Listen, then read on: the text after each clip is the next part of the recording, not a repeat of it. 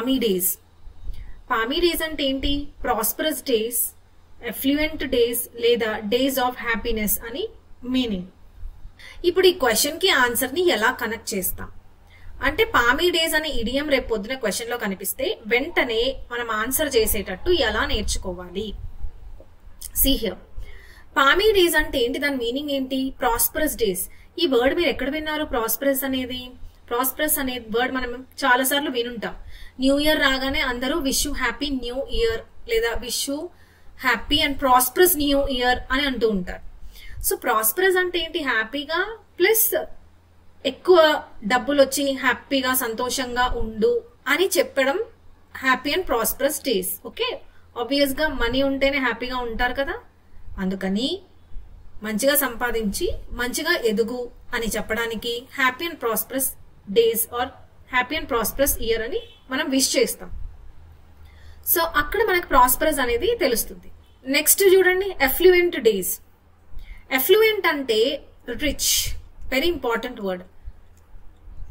మనం కొన్ని వర్డ్స్ నేర్చుకుంటాం, వన్ వర్డ్ సబ్స్టిట్యూషన్సే కానీ లేకపోతే సినోనిమ్స్, యాంటోనిమ్స్ నేర్చుకుంటాం. మైండ్ మ్యాపింగ్ ద్వారా నేను మీకు నేర్పిస్తాను. సినోనిమ్స్, యాంటోనిమ్స్ అనేవి మైండ్ మ్యాపింగ్ ద్వారా నేర్పిస్తాను.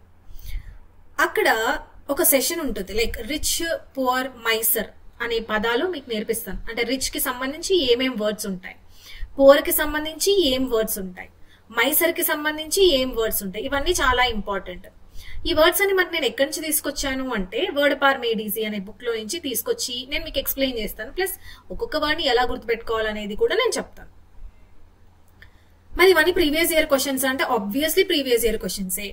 వర్డ్ పవర్ మేడ్ ఈజీ అనే బుక్ చాలా ఇంపార్టెంట్. అది basic book. Okay, first step చేయాల్సింది వొకాబులరీ స్టార్ట్ చేసే ముందు word power made easy book ని స్టార్ట్ చేయాలి. అది చేసిన తర్వాత, అది కంప్లీట్ అయిన తర్వాతే మనం మిగతా వొకాబులరీ అంటే ప్రీవియస్ ఇయర్ క్వశ్చన్స్ ని చదవాలి. సరే, మరి ఈ ఎఫ్లూయెంట్ అనే వర్డ్ మనకి word power made easy book లో నుంచి చదువుకోవాలి. ఓకే, దాంట్లో ఉంది బుక్ ఈ వర్డ్. సో ఎఫ్లూయెంట్ అంటే ఏంటి? ఎఫ్లూయెంట్ అంటే రిచ్ అని చెప్పాను. నౌ ఎలా గుర్తుపెట్టుకోవాలి? ఫస్ట్ థింగ్, ఎఫ్లూయెంట్ అంటే రిచ్ అని మనకు ఎలా గుర్తుంటది? సి, ఈ వర్డ్ లో మనకి ఫ్లూయెంట్ అని ఉంది కదా. ఫ్లూయెంట్ అంటే ఏంటి?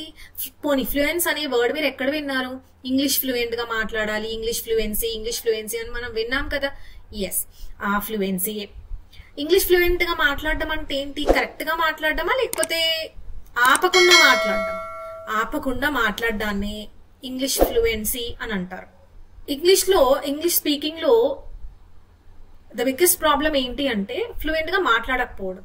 గ్రామర్ తెలిసి ఉంటది, వొకాబులరీ కూడా తెలుసు, కానీ అవి వర్డ్స్, సెంటెన్సెస్ ఎలా ఫ్రేమ్ చేయాలి, ఒక పారాగ్రాఫ్, ఒక 5 నిమిషాలు ఆపకుండా ఎలా మాట్లాడాలో తెలియదు అనమాట. అంటే అక్కడ ఫ్లూయెంట్ గా ఉన్నామా? లేదు, ఫ్లూయెంట్ గా లేము. ఫ్లూయెంట్ అంటే ఏంటి అంటే, ఫ్లూయెంట్ లో ఫ్లో ఆఫ్ వర్డ్స్, ఫ్లో ఉంది చూడండి. ఓకే, సో ఈ ఫ్లూయెంట్ అనే వర్డ్ లో ఫ్లో అనే వర్డ్ ఉంది. మరి ఇంగ్లీష్ ఫ్లూయెన్సీ అంటాం కదా, ఇక్కడ ఏం ఫ్లో అవుతుంది అంటే ఫ్లో ఆఫ్ వర్డ్స్. అంటే మనం మాట్లాడేటప్పుడు ఆపకుండా మాట్లాడుతున్నాం. అంటే ఆపకుండా మాట్లాడుతున్నాం అంటే ఏంటి? మన నుంచి వర్డ్స్ అన్ని ఇలా ఫ్లో అవుతూ ఉన్నాయి. ఓకే, ఆపకుండా వర్డ్స్ అన్ని ఫ్లోలో వచ్చేస్తున్నాయి. దాన్ని ఇంగ్లీష్ ఫ్లూయెన్సీ అంటారు. ఫ్లూయెంట్ అని అంటే ఫ్లో ఆఫ్ వర్డ్స్ అని గుర్తుపెట్టుకోండి. మరి ఇక్కడ మనం ఎఫ్లూయెంట్ నేర్చుకుంటున్నాం. ఎఫ్లూయెంట్ అనేది ఇంగ్లీష్ ఫ్లూయెన్సీకి ఏం సంబంధం? ఫ్లూయెంట్ అంటే ఫ్లో ఆఫ్ వర్డ్స్ అని నేర్చుకున్నాం కదా, సేమ్ అదే కాన్సెప్ట్. ఎఫ్లూయెంట్ అంటే flow of money. So affluent అంటే ఏంటి? ఫ్లో ఆఫ్ మనీ అని గుర్తుపెట్టుకోండి. మనీ వద్దన్నా కూడా వస్తుంది మీకు. అంటే ఎవరు వాళ్ళు? రిచ్. ఓకే, సో ఎఫ్లూయెంట్ అంటే ఏంటి? Rich. Next, days of happiness. Rich ఉంటేనే హ్యాపీగా ఉంటారు. ఓకే, రిచ్ గా ఉంటేనే హ్యాపీగా ఉంటాం, ఇది మనకు తెలిసిందే. సో పామీ డేస్ అంటే ప్రాస్పరస్ డేస్, ఎఫ్లూయెంట్ డేస్ లేదా డేస్ ఆఫ్ హ్యాపీనెస్ అని అర్థం. ఎలా గుర్తుపెట్టుకోవాలి? పామీ డేస్ ని ఎలా గుర్తుపెట్టుకోవాలి? అప్పట్లో ఈ పామ్ బ్రాంచ్ ఉంది కదా, ఎస్ ఆర్ నో? ఈ పామ్ బ్రాంచ్ ని విక్టరీగా సింబలైజ్ చేసేవాళ్ళు. ఓకే, విక్టరీకి సింబల్ గా ఉపయోగించే వాళ్ళు అనమాట ఈ పామ్ బ్రాంచ్ అనేది. సో అలా మనకి ఈ ఇడియం అనేది వచ్చింది. ఓకేనా? సో పామీ డేస్ అంటే ప్రాస్పరస్ డేస్, ఎఫ్లూయెంట్ డేస్ లేదా డేస్ ఆఫ్ హ్యాపీనెస్. సపోజ్ మీకు ఇంకేదైనా బెటర్ నిమోనిక్ దొరికింది అనుకోండి, palmy days and then affluent, rich లేదా హ్యాపీ డేస్ లేదా ప్రాస్పరస్ డేస్ అని మీకు డైరెక్ట్ గా కనెక్షన్ ఏమైనా దొరికితే, ఏమైనా బెటర్ నిమోనిక్ ని ఫ్రేమ్ చేస్తే కమెంట్స్ లో రాయండి. సరే, మరి ఎగ్జాంపుల్స్ ఏంటి? ఎగ్జాంపుల్స్ చూడండి. గ్రాండ్ పేరెంట్స్ అప్పుడప్పుడు అంటూ ఉంటారు, ఏమని అంటారు? ఆ రోజుల్లో మేము అలా చేసాం, ఇలా చేసాం, నేను ఇన్ని మెడల్స్ విన్ అయ్యాను అని చెప్తూ ఉంటారు కదా. సో అప్పుడు ఏం చెప్పొచ్చు?